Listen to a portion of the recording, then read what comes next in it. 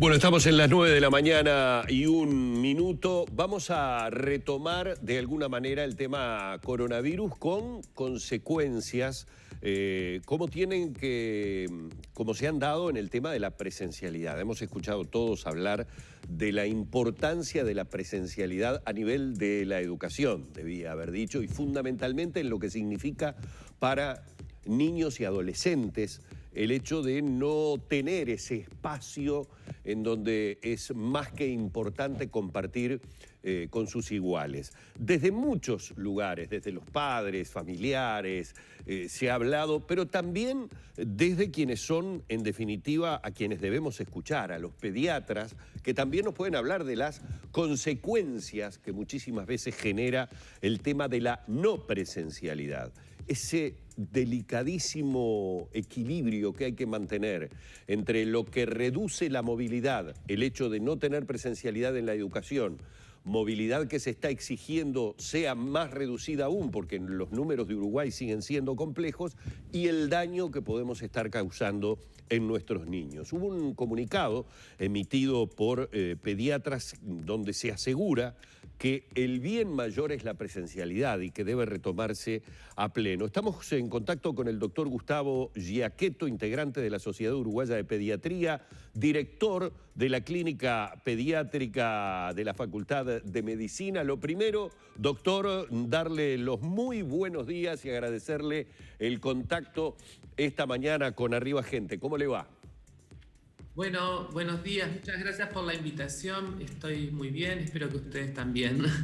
Bueno, estamos acá un poco con el tema del comunicado sobre algo en lo que se ha, digamos, abundado, ¿no? Los perjuicios que genera en nuestros niños y adolescentes la no presencialidad a nivel de la educación.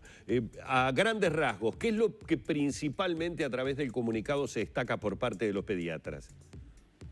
Bueno, nosotros como grupo académico, integrante de la Facultad de Medicina, responsables además de la formación pediátrica en el país, queríamos dar un mensaje claro, porque en realidad uno se desempeña en diferentes ámbitos, tanto en el ámbito docente como en el ámbito de la práctica clínica diaria, en el consultorio, y también interactúa con colegas.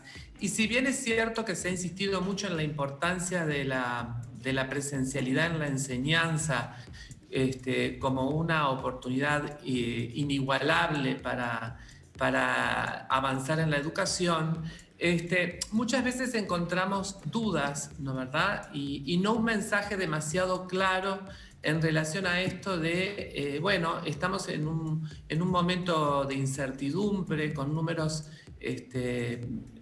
crecientes o con números ahora un poco más estabilizados, pero con mortalidad o letalidad por la enfermedad, y entonces se generan dudas en relación a si los niños tienen o no que tener actividad presencial en sus escuelas. Cuando hablo de niños, niñas y adolescentes. Quizá haya que hacer alguna disquisición a medida que aumenta la edad. Lo cierto es que para nosotros hay un hecho que es fundamental, y es señalar el siguiente hecho.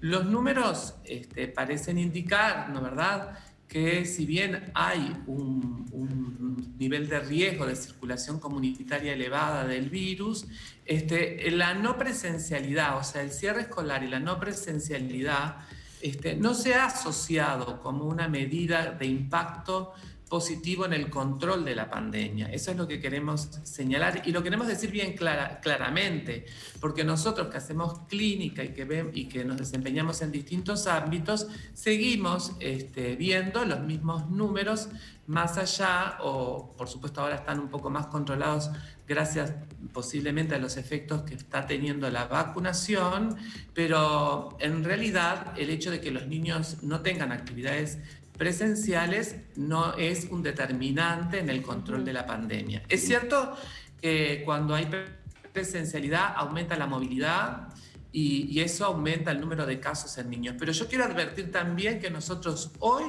ya estamos viendo, producto de este aumento general en el número de casos, un aumento en el número de niños con infecciones por COVID-19, como es esperable, y por lo tanto, si bien las enfermedades mayoritariamente son leves o asintomáticas, también tenemos casos de chicos hospitalizados con formas un poco más moderadas y severas de enfermedad, aunque sin letalidad, afortunadamente hasta la fecha, por esta enfermedad. Quiere decir que la presencialidad para nosotros es un elemento central en esto.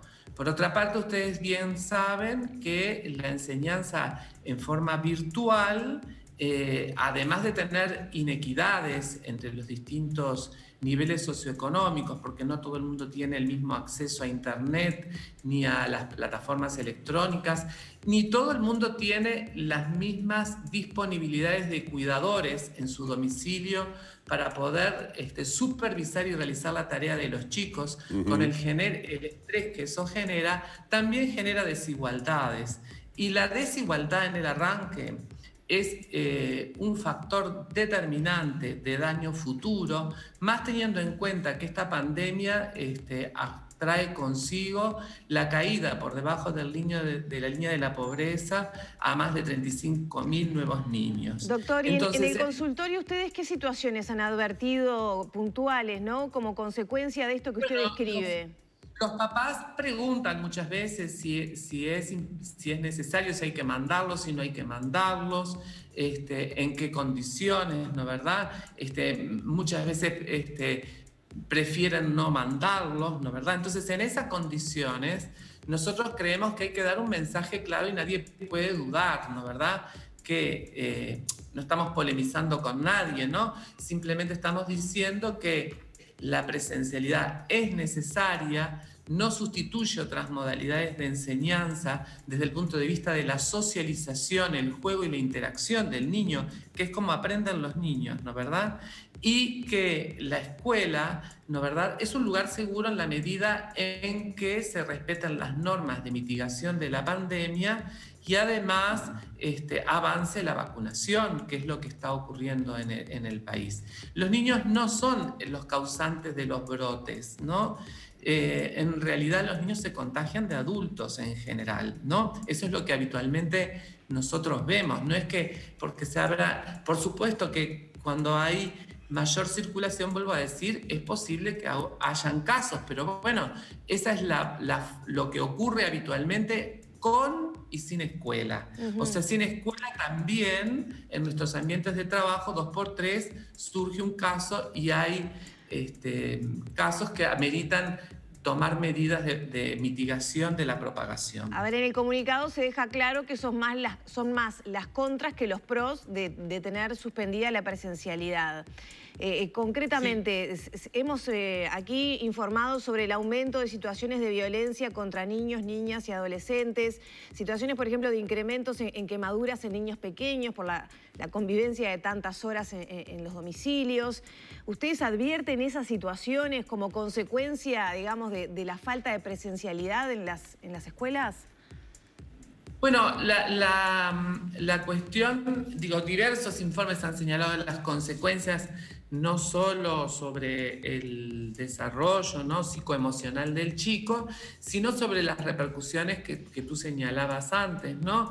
En realidad, un niño que no acude a la escuela necesita un adulto, ¿no?, que lo cuide y que además supervise y realice los cuidados de la crianza y además se encargue de la supervisión directa de la enseñanza, porque solo no puede hacer. Entonces, cuando el niño permanece más horas al cuidado de otros, sin esos otros no son los padres, o a veces algunos chicos pueden permanecer solos a cargo de hermanos mayores, ¿no verdad? Imaginémonos las miles de situaciones que se dan a lo largo y ancho del país, la posibilidad de accidentes de diverso tipo aumenta, también el estrés y el sufrimiento ocasiona mayor deterioro y riesgo sobre la salud mental, ¿no verdad?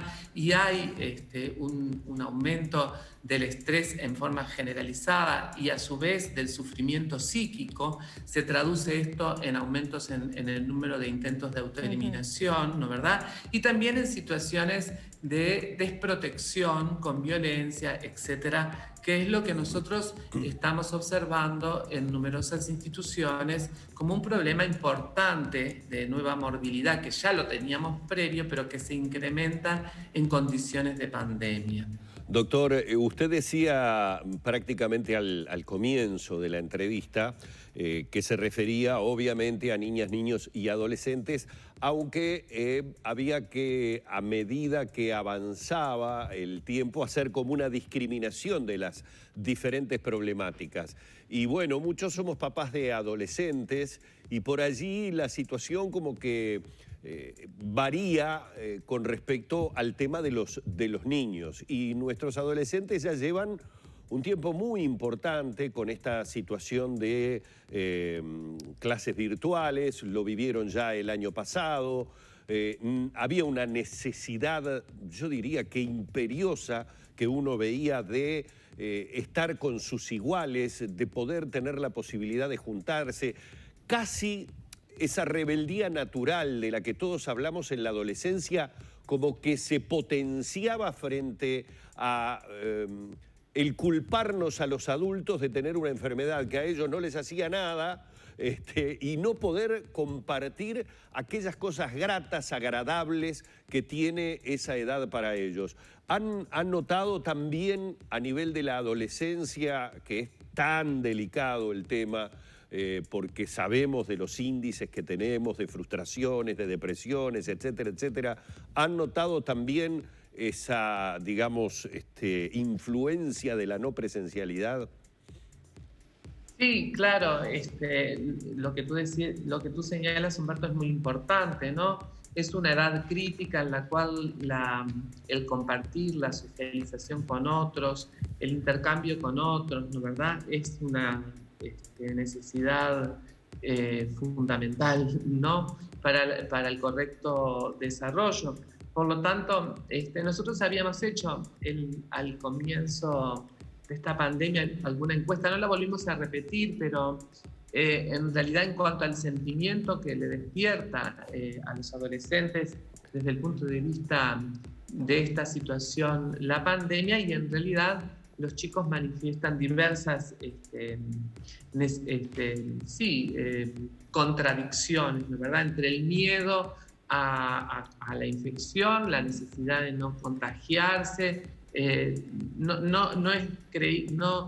No es que los chicos no sepan los riesgos muchas veces que corren, ¿no verdad? Simplemente que también tienen otras necesidades, y esas necesidades son tan importantes como el hecho de enfermarse, ¿no? Entonces, las repercusiones son importantes, ¿no? Y lo otro es que estas repercusiones, en realidad, no solo son de ahora, digamos, lo que nosotros alertamos es que si nosotros no pensamos fuertemente en las consecuencias que tenemos hoy en esta población, eso es un daño futuro, ¿no? Hoy puede ser riesgo, puede ser un daño pequeño, pero a futuro esto es un daño importante.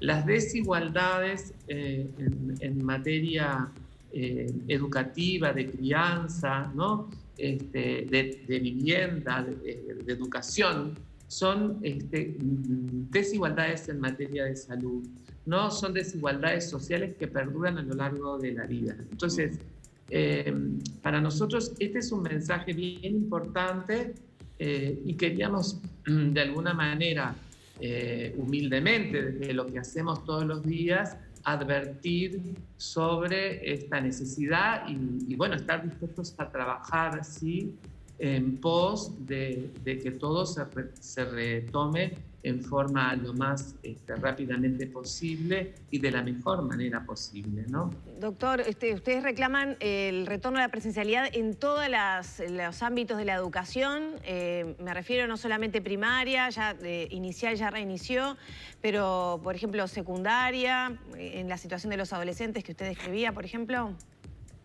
Bueno, nosotros creemos que el gobierno ha hecho una propuesta de retoma de la presencialidad, o sea, que en eso es conteste con darle importancia a la presencialidad. Lo que nosotros creemos es que se tiene que acelerar ese proceso, ¿no? Se tiene que acelerar ese proceso en las condiciones en que se ha recomendado que se haga, con las medidas que se tienen que hacer, ¿no, verdad?